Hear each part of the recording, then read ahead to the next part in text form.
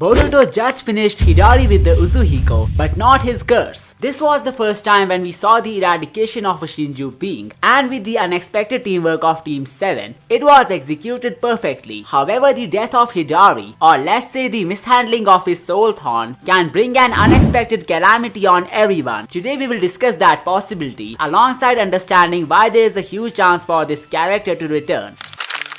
The introduction of Hidari was a hopeful addition to the story, as his connection to Sasuke had made many people believe that he could serve some role in Sarada's character development. It would have made sense for the identity crisis that he was suffering from, as his cure could lie in the actions and will of Sarada. But now that he was used by the author to demonstrate how powerful Boruto actually is, does this mean that his legacy and role is over? Well, looking at how the item for Sasuke's revival was obtained after his death, there is a possibility that his role has been finished, since we don't know whether the Shinju's life can be reversed through the soul thorn. But one thing is clear, that this item is really vital, and if Jura ends up consuming it, it could only mean two things for Sasuke in the story. Either his revival will become impossible, meaning that he would live like a tree for eternity, or Boruto may have to defeat Jura the boss himself to obtain the key to unsealing Sasuke. It all depends on how this soul thorn bulb will be used. Personally, I don't feel like Jura needs to eat this fruit, since he's already too broken for the plot, and gaining the powers of Hidari won't do any good to him, cause the Shinju was too inexperienced to handle them himself. What makes Jura different than any other Shinju is the fact that he is the humanoid version of the Ten Tails. The other members of the gang are also based off some human beings, which means they would have related more to the host human than the Jubi. Now, since it's proven that Hidari couldn't handle the powers of Sasuke, even though he was the strongest human out of all the grime victims, we can now assume that Bug and Masuri would be a piece of cake to deal with in comparison to Hidari, unless we find out their Ten Tails genes are dominant and they would be able to perform better than their fallen teammate. Now let's talk about the aftermath of Hidari on the story, especially Sarada. Even though things didn't go as expected, Hidari still left a profound impact on his victim in the middle of his identity crisis. He questioned Sarada about her identity and what would he gain by devouring her. Asking the daughter of Sasuke who she is should have triggered the curiosity inside her to find her own path. Let's understand this with an example. Sarada's main goal from the beginning has been to become Hokage like Naruto. The will of growing up to be the village leader was something that she inherited under the influence of Naruto. Now imagine a dystopian future like the one shown in the prologue. Certainly no hierarchical system of power would work in that scenario. The reason being the broken enemies, be it Kawaki or anyone, who are already about the whole shinobi world. This reinstates the fear and concern of Kawaki about the ninja system, as he had already predicted their fragility and tenderness against the outside threats. This would demand some novelty in Sarada's character, as she cannot find growth in the shadows of the previous generation, whose ways of doing things are already outdated, and the words of Hidari must be the first stepping stone to her personal development. The last chapter made it evident that she has done some training in the time skip, but when it comes to knowing one's identity, learning new skill sets and techniques is not equivalent of finding your own purpose. The confrontation of Hidari and Sarada has left many open doors to the story. He literally questioned the most important thing to Sarada and disappeared in the following chapter. It's like he transferred his identity crisis to her, just so she could improve as a shinobi. We can also deduce from Boruto's statement that Sarada would also be pro-shinobi in the future. So the impact of Hidari on her life must have made her fall into an identity crisis after realizing how fragile she is. And once she gets enough powerful to fight on par with Boruto, the patience of her fans will pay off with the reveal of her new abilities, as well as her own unique identity. Now as for Hidari and his potential return to the story, the conflict between him and Sarada did not get resolved, even though he could have proven really beneficial to her character development. She could have made him switch sides, since he was learning everything from scratch like a newborn, and it's generally easy to indoctrinate someone who doesn't have a clear understanding of how reality works. An example would be when a child is born in a religious household, he would naturally develop religious beliefs while growing up, while a child growing up in an atheist household will never have religious sentiments at first place. The same went for Hidari, whose thirst of knowledge lies in his path of self-discovery. He desired to find out the truth by devouring Sarada once for all, but never did he think of the possibility for the other side of the coin to exist. He could have questioned the factors that fired his instinctual desires, yet he chose to chase the easy way out and focus on hunting his target. He never thought of having a verbal conversation about his thoughts and feelings like a mature person, which yet again instates the fragility of his sanity that was beyond repair. But there are some pointers that could have led to his redemption arc. The first being the person whose chakra was used to create him. Sasuke had betrayed a lot of people in his lifetime, so it was very likely for Hidari to follow the same path and betray Jura. Secondly, if he gets revived, he might start to see things from a different angle and would try to understand the perspective of his opponents instead of being stubborn and doing his own thing. The other hint indicating Hidari to walk down a redemption path has something to do with how he was established in the story. He was introduced as a character on self-discovery rather than a mindless villain craving chaos, so leaving his journey of personal growth incomplete won't be the best writing choice, as there was so much for him to explore if he had not been destroyed so early. Like, imagine Hidari becoming just like his counterpart and the emotional tension that would follow Boruto and Sarada to choose between him and Sasuke. So that's why I think this soul thorn transformation of Hidari might be just a comma and not the full stop of his story. Just for clarification, no shinobi would be able to consume the fruit of Hidari and Matsuri since they are the vital requirements to revitalize the victims. The soul thorn or bug becomes an exception cause we have got Code, who might not be interested in saving his teammate, so he might end up eating his fruit to become more powerful, and Jura's soul thorn, if he ever gets defeated, is an immense bag of power without any drawbacks since there is no human life lingering on his existence. So future Kawaki somehow consuming the soul bulb of Jura becomes a plausible possibility only because it's the most logical way for him to get so powerful. Well, maybe his shinobi hatred also stems from the consumption of this item, and there are a good amount of hints for us to conclude that, but that's a topic for another video. So hit the subscribe button if you want a full breakdown of Kawaki's upcoming identity crisis. Speaking of which, we now have a dystopian future ahead that Boruto might not be able to prevent, and the mishandling of Hidari's fruit was the foundation step to the misfortune. The reason I think so is because of some obvious tricks that Boruto could have played to prevent the situation from going worse. Right now he got shot in the chest and could have died if Jura had not missed his vitals. The reason this happened is because he wasted time with Kawaki, who was asking the questions that are in everyone's mind. Now, even though he pinpointed the most important things to Boruto, he doesn't understand the level of danger which is surrounding them. Kawaki knew it very well that Boruto has made it big in his life and could be the only hope to save the world. Yet he stopped him from fulfilling his mission and engaged him in a time-consuming useless conversation, which granted a golden chance to Jura to make his move. If Boruto had just teleported after grabbing the soul thorn, Jura wouldn't have been able to interrupt the revival of Sasuke. We cannot fully blame Boruto here since he had no idea that a surprise attack is coming cause there was no enemy nearby. The main point here is that if he wasn't going to answer Kawaki anyway, he shouldn't have spent time in listening to his questions either. And now that Jura has made his mind to destroy Boruto, the things will only get more and more brutal from this point. This includes the emergence of the most awaited character who is believed to even surpass Jura in aura. I'm talking about Momoshiki and how this might be the best time for him to come out. He might be responsible for the destroyed Konoha too, as we have already witnessed how strong Boruto's Uzuhiko is, and since he will be using that ability with his Otsutsuki experience, things are about to turn dirty very soon. There are 3 reasons that make me believe Momoshiki is indeed coming back in the next chapter. The first being the manga's 1-year anniversary, and over these last 12 months, there was no mention of the monster whatsoever, so Momoshiki emerging with the beginning of the manga's 2nd year would be a lucrative way to celebrate his debut. The second and third are more in story-based reasons. Kawaki's question before Boruto got shot was about the informer who is telling him everything. Now that he might be on the verge of losing consciousness, it seems like Kawaki's question will get answered very soon. And lastly, we know Boruto was afraid of the Karma Seal resonance, obviously because of Momoshiki. So if Kawaki decides to charge up his karma again in the next chapter, that he would most likely do if Jura appears, there is a 100% chance for Momoshiki to emerge once Boruto's karma will react to resonance, and this is how Momoshiki will make his debut into Blue Vortex. I believe the monster is way big of a threat as compared to the Shinju's, which is why Boruto lost his sweat when the karma resonated for the first time. He could give a tough fight to Jura, and it actually makes a lot of sense since the Shinju has declared his will to exterminate Boruto. Momoshiki could now appear to prevent things from going out of hand just to fulfill the promise that he made to Boruto long ago. We could get to see the incident from the time skip as well, which made Boruto believe that Momoshiki is too much to handle at this point, possibly because his vessel has mastered some world-ending powers, which gives him an easy way out to wreak destruction and havoc. The most likely scenario that might happen before the flash-forward sequence could be Kawaki stealing the soul thorn of Jura. The irony would be that Momoshiki or Boruto would be responsible for the Shinju's defeat, and this ugly move of Kawaki will put Boruto in a disbelief since he never expected him to go this far. There's even a canon time travel twist waiting for the story, and you can find out more about that theory in this video. Also, don't forget to subscribe for more amazing stuff. I will see you next time.